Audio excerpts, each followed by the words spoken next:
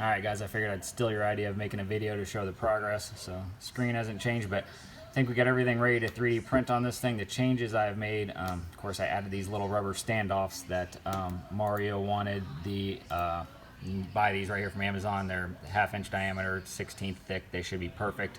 As you can see, they'll hold anything in place, non-slip, perfect, just what he wants. So I did that. Of course, we still have the power plug-in down here. It's at the bottom.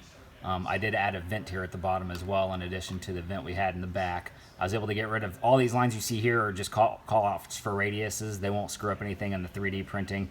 That was another thing I did, is I smoothed out all of the edges. They're all rounded now, so it should be more comfortable. I think it looks better.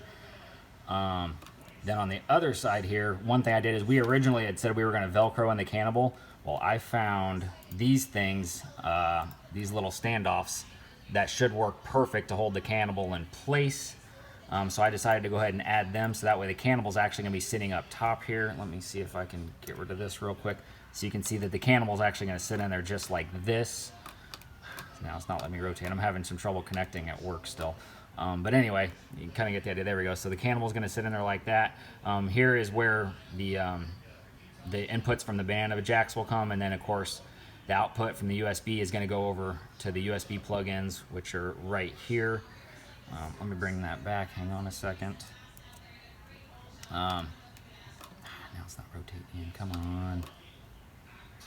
So anyway, another thing I had to do is I had to make this gap bigger here so that the wire from the USB could go to the CANbus, because I was looking over here, and another thing I didn't like is how much this is going to stick out. I mean, if it's plugged in there. Anyway, so it's hard for me to do it with the phone, but you can see it sticks way out. So I found also a cord that has the angled plug. I think that'll work better. The only trouble is we need a micro USB here, which I'm figuring we can either connect to this with the micro USB connector, or we can even try to splice it the right connector on there. Doesn't really matter to me.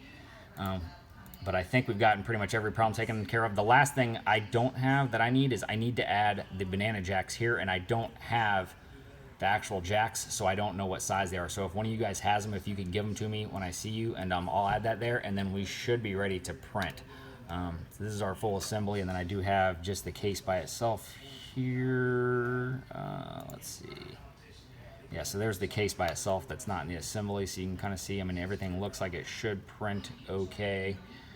If there's anything else you guys can think of, or if you think I should move something, just let me know. We can also go over it on Tuesday when we're back in class. That's fine too.